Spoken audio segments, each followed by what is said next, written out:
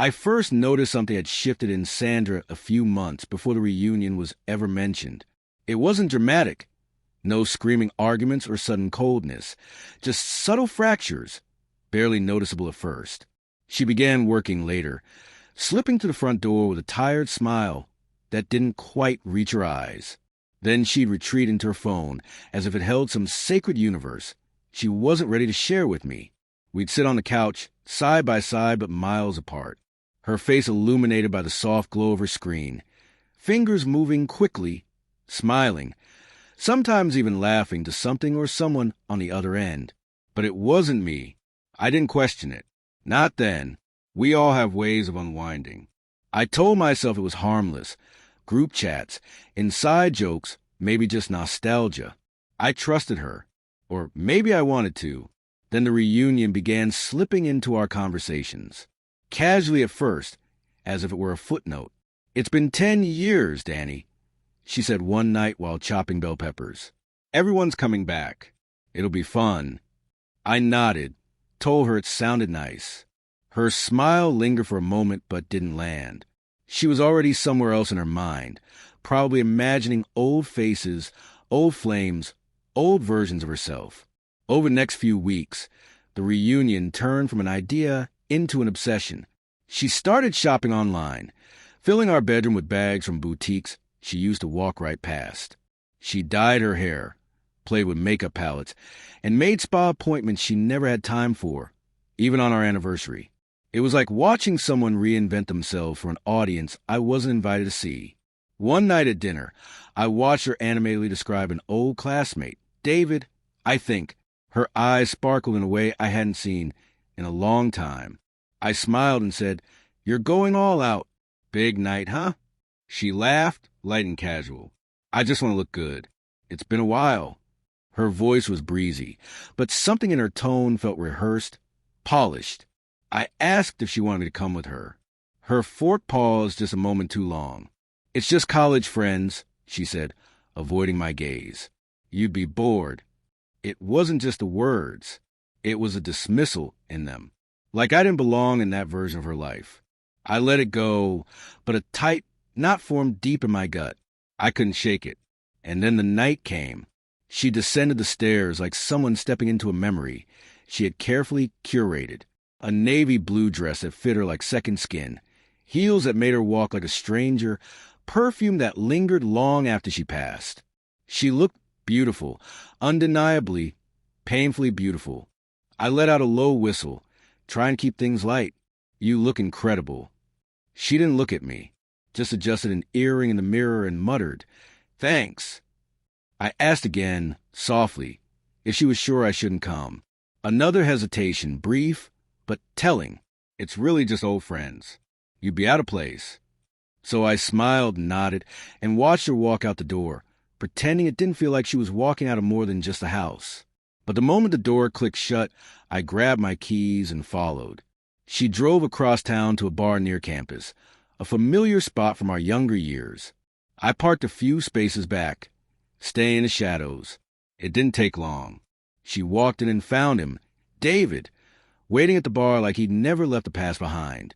The way she lit up at the sight of him, the way her hand lingered on his chest when they hugged, spoke volumes. They laughed, touched arms, leaned in too close. The ease between them was intimate, practiced. After an hour, they slipped out the side door like teenagers sneaking off after curfew. I followed, careful, quiet, under a yellow street lamp.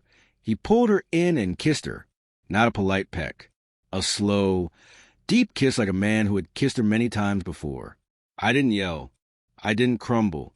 I took out my phone and calmly took a few pictures. Just enough. By the time I drove home, the hurt had dulled into something colder.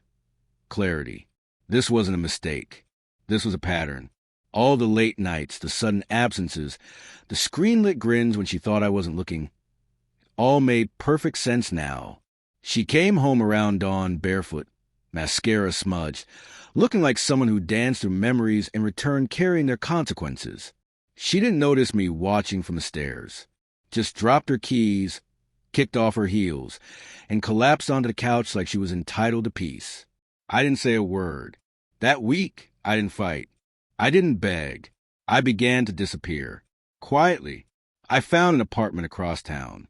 Small, no shared past clinging to its walls. I opened a new bank account, rerouted my pay, and started moving essentials, one drawer at a time, while she was still busy feeding me stories about work meetings and girls' nights. One evening over dinner, I brought him up, thought I saw someone who looked like David the other day. I said, casually stabbing a piece of chicken.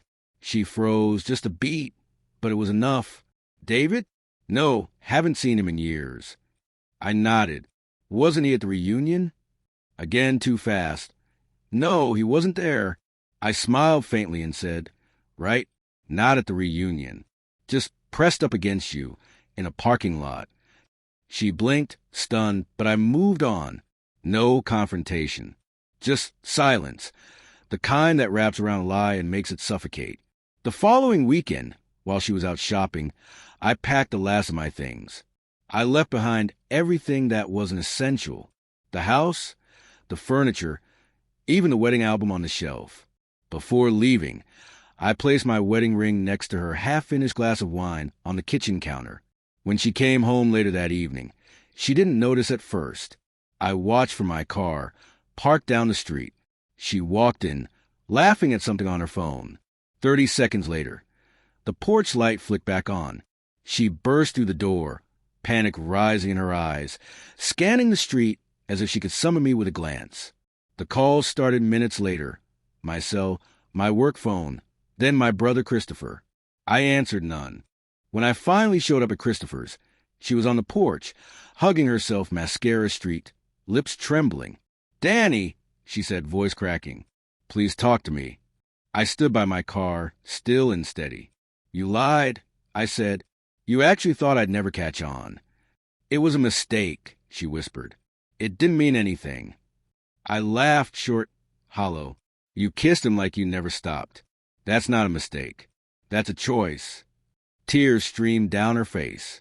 "I love you." "No," I said quietly.